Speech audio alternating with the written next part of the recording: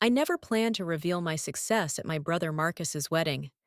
For years, I'd kept my true position hidden from family, letting them believe I worked at a tiny consulting firm while I secretly built an empire. But Marcus's cruel words that day changed everything. Standing in the opulent ballroom of Grand Plaza Hotel, I smoothed down my simple navy dress, deliberately chosen to be understated. Around me, crystal chandeliers cast a warm glow over elaborately decorated tables, while waiters circulated with champagne. This was exactly the kind of ostentatious display Marcus loved, a chance to show off his supposed success to everyone. Selfie! My mother's voice cut through my thoughts. There you are! Why aren't mingling? Everyone's asking about you. Her eyes swept critically over my dress, her lips pursing slightly, though I suppose there's not much to tell. I took a slow sip of champagne, thinking about the board meeting I'd led just yesterday, where we'd finalized the acquisition of our biggest competitor. I'm doing fine, Mom. The consulting work keeps me busy. She sighed dramatically. Busy isn't the same as successful, dear. Look at your brother, youngest VP in Sterling Industries history, about to marry the CEO's daughter. That's what real success looks like. I bit back a smile, knowing that Sterling Industries had been struggling lately. In fact, they'd been desperately trying to arrange a meeting with my company's CEO, me, for months. But of course, my family didn't know that. They know that the tiny consulting firm I supposedly worked for was actually Aurora Consulting Group, one of the largest business advisory firms in the country. And they certainly didn't know that I wasn't just an employee, was the founder and CEO, Sophie. Marcus's booming voice interrupted my thoughts. He strolled over, champagne in hand, his new bride, Jessica, clutching his arm. Still hiding in corners at parties. Some things never change. Jessica diggled, adjusting her designer dress. Oh, Marcus told me all about your little consulting job. It's so cute that you're trying to make it on your own. I watched them, remembering how different things had been 15 years ago. Back then, Marcus had been the struggling one, barely passing his classes while I graduated top of my class. But then, Dad had stepped in, using his connections to get Marcus an entry-level position at Sterling Industries. Meanwhile, I was told to be realistic about my ambitions.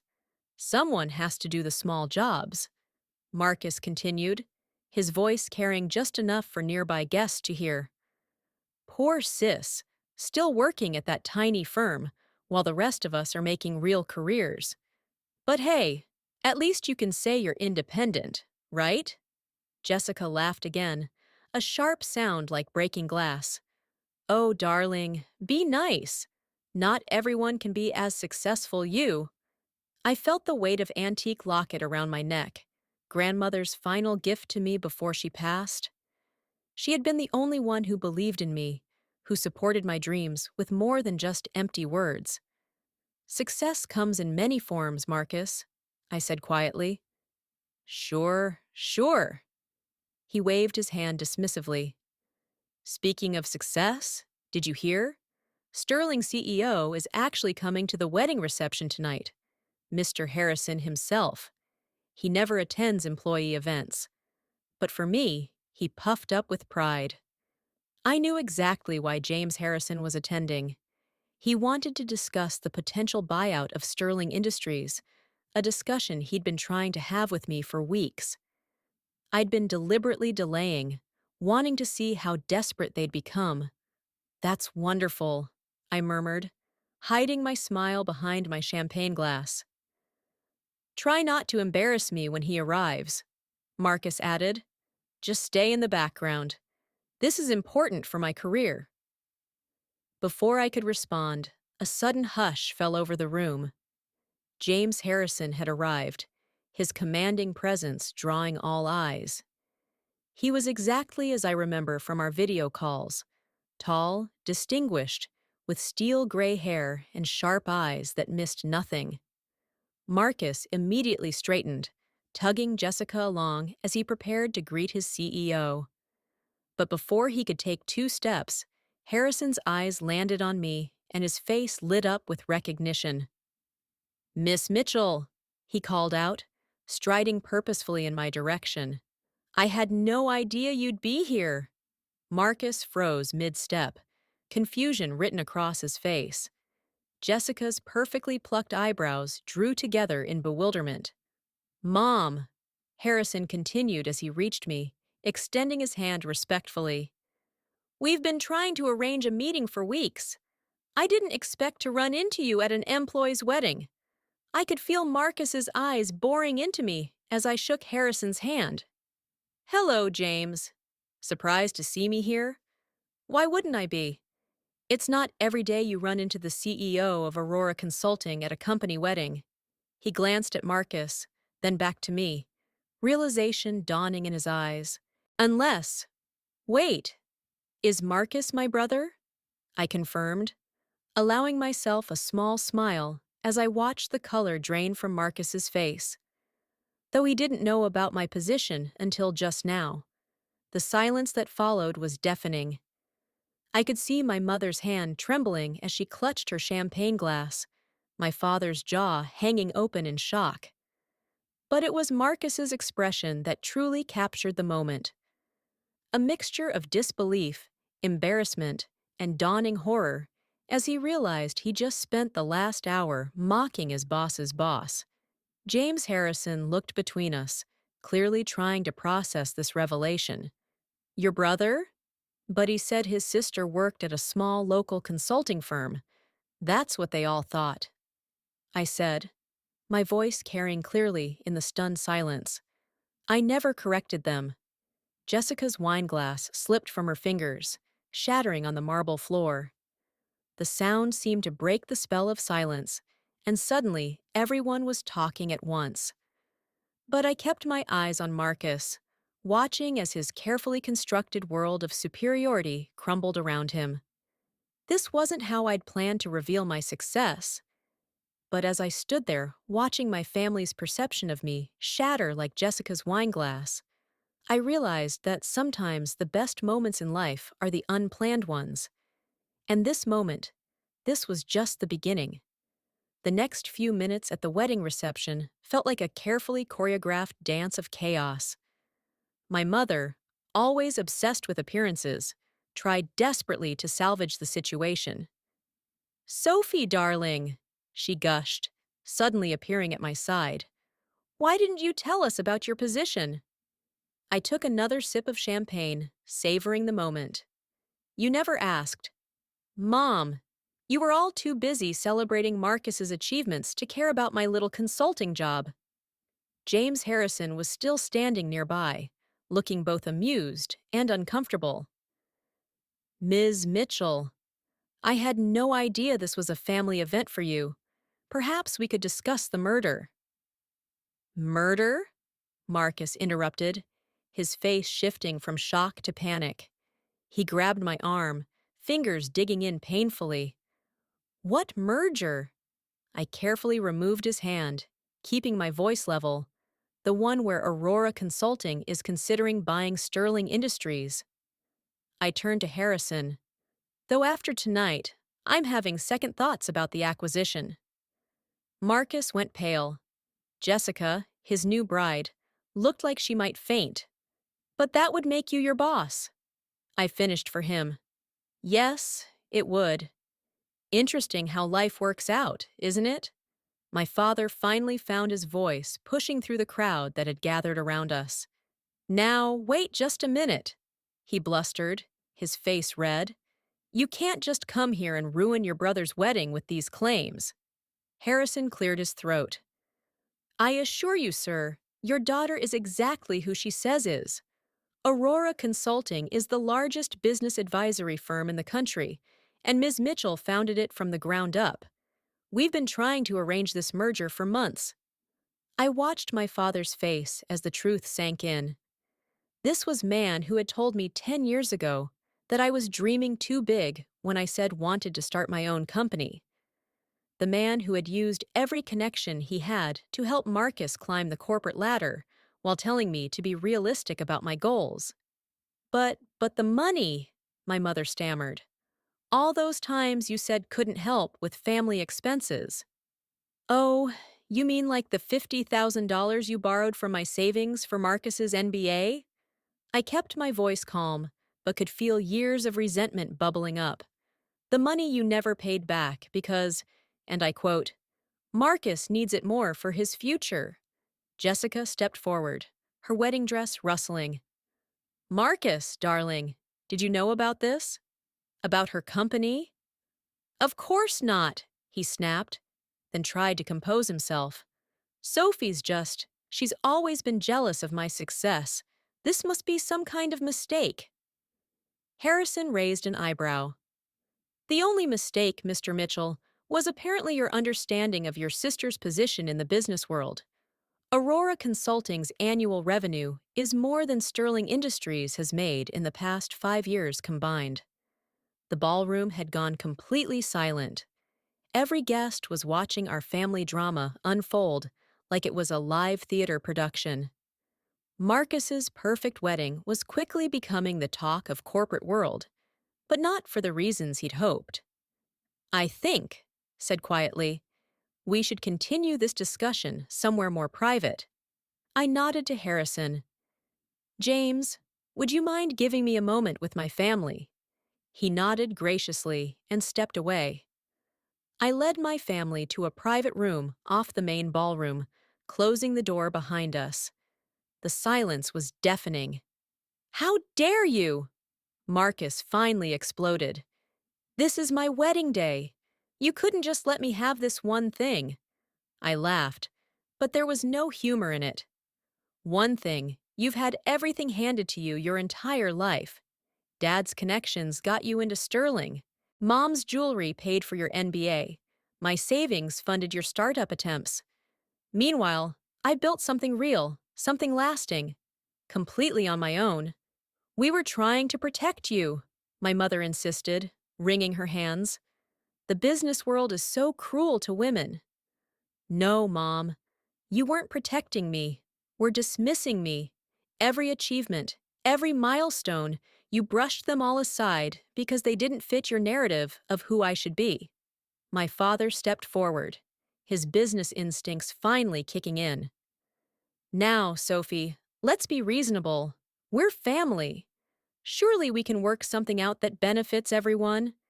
You mean now that you know I'm successful, you want to be part of it? I shook my head. The merger with Sterling was a courtesy to Harrison. He's a good CEO dealing with a bad board. But after tonight, I met Marcus's eyes. I think it's time for some changes. You can't do this, Marcus whispered, his arrogance finally cracking. My position, my future. Your position was always built on sand, Marcus. You've lost 3 major clients this year alone. The only reason you still have a job is because of your connection to Jessica's family. I straightened my simple navy dress. But don't worry, when Aurora acquires Sterling, we'll find a position suited to your actual qualifications. Jessica let out a small sob. My father won't let this happen. Is on the board. Your father, I said gently, called me last week to make sure the merger goes through. Sterling Industries is drowning in debt, and Aurora Consulting is their only lifeline. The gravity of the situation finally seemed to hit Marcus. His legs gave out, and he sank into a nearby chair. All this time while we were mocking you, you were building an empire. I tried to tell you, all of so many times, but you never listened. You were too busy planning Marcus's next promotion, too focused on maintaining the perfect family image. I moved toward the door. Well, now you know the truth, and things are going to change. Sophie, please, my mother called out as I reached for the handle. We're still family. I paused, my hand on the door. Family. I turned back to face them. Family supports each other, listens. Family doesn't mock and dismiss and tear down. You weren't family when I was struggling. You don't get to claim family now that I'm successful.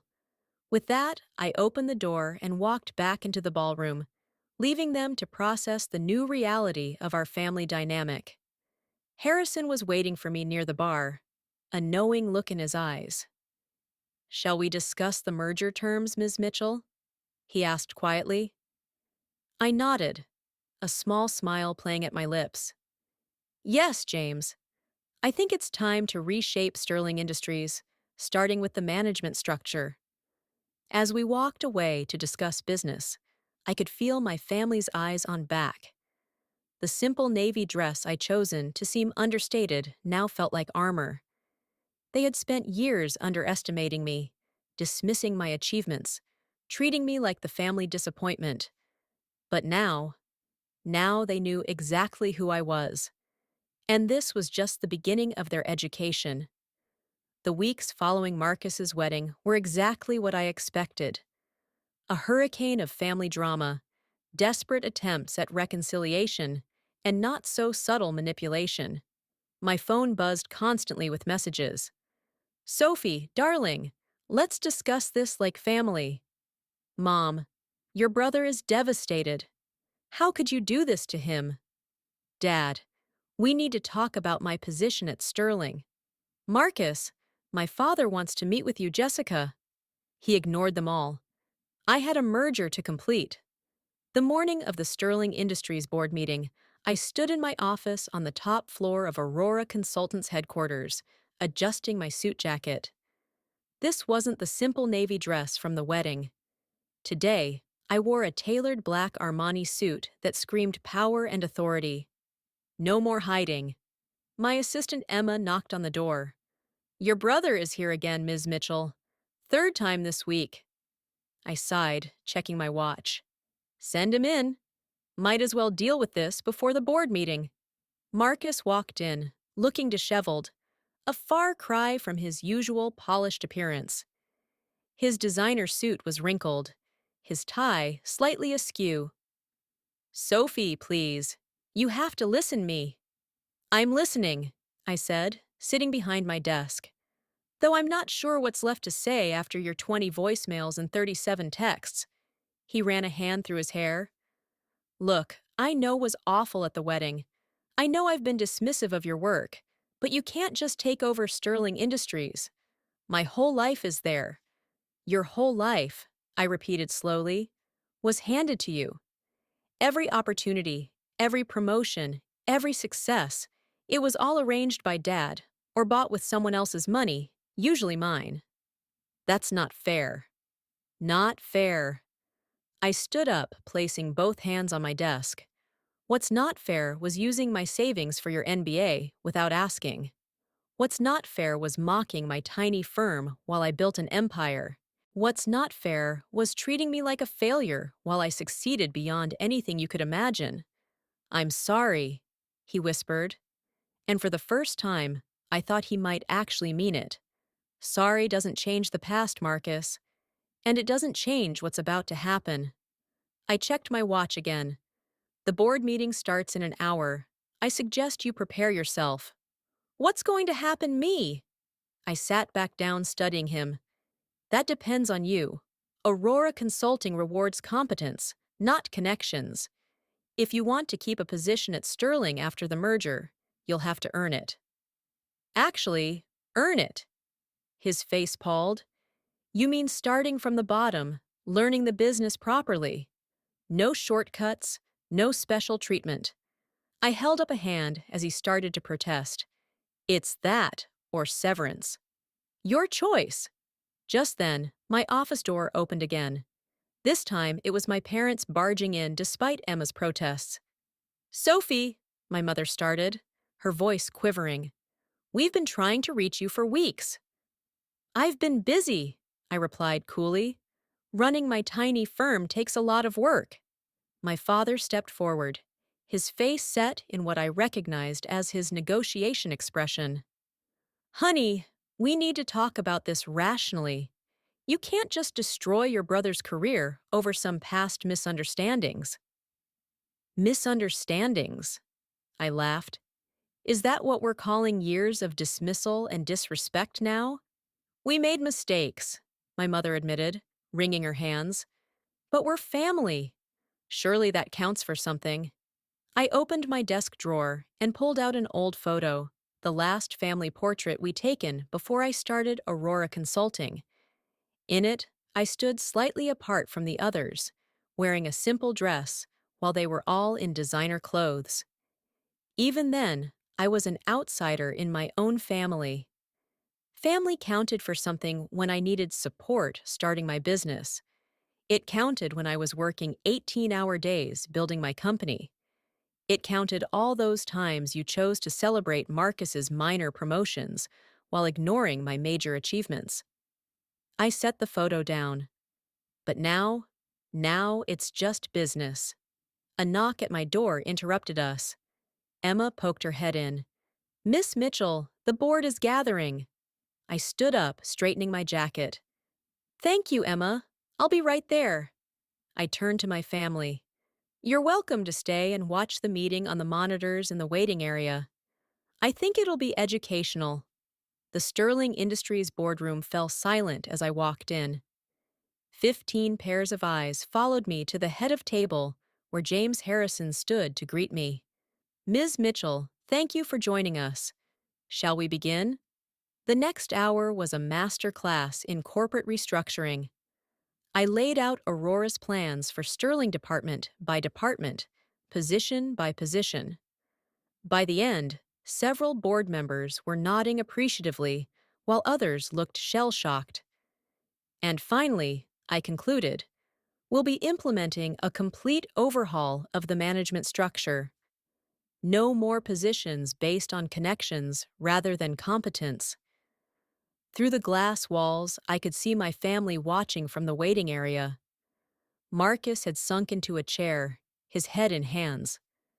My parents stood rigid, finally understanding the full scope of my power. After the meeting, Harrison approached me. "Brilliant presentation as always. Though I have to ask, your brother's position will be handled fairly," I assured him. "If he's willing to work for it, there's a place for him starting in entry-level sales." Harrison nodded approvingly. "You're more generous than many would be in your position." "This isn't about revenge," I said, gathering my papers. "It's about building something lasting, something real." When I walked out to the waiting area, my family was still there. They looked different now, smaller somehow, less intimidating than they'd seemed all those years ago. "So that's it?" Marcus asked quietly. "Everything changes just like that." "Everything changed years ago, Marcus. You just didn't notice because you were too busy looking down on me." I turned to my parents. "The company will be sending over new employment contracts tomorrow. I suggest you all read them carefully." "Sophie." My mother stepped forward, tears in her eyes. "We were wrong about you. So wrong. Can't we start over?" I thought about all the dinners where they'd ignored my achievements, all the family events where they treated me like an afterthought, all the times they'd prioritized Marcus's ambitions over my dreams. "Starting over would mean forgetting the past," I said finally, "and I don't want to forget." Those years of dismissal and disrespect taught me valuable lessons about self-reliance and determination. They made me who I am. "And who are you?" my father asked softly. "I'm the woman who built a billion-dollar company while you were all too busy mocking her tiny firm to notice. I'm the CEO who just acquired the company you thought was the pinnacle of success. And I'm the daughter who finally stopped seeking your approval and found her own path instead." I started walking toward the elevator, then paused and looked back. "The contracts will be here tomorrow. Your choice whether to sign them or not. But either way, things will never go back to how they were." As the elevator doors closed, I caught one last glimpse of my family, standing there in the waiting room of the company I built, finally seeing me clearly for the first time. That night, in my penthouse office, I took out my grandmother's locket, the one piece of family history I truly cherished. Inside was a small note she'd written years ago. Success isn't about who believes in you at the end. It's about believing in yourself from the beginning. I smiled, thinking about how far I'd come from that overlooked daughter in the family portrait. Marcus's wedding had just been the beginning. Now everyone knew exactly who I was. Not the family disappointment, but the force that had reshaped their entire world. And somehow that felt better than any revenge could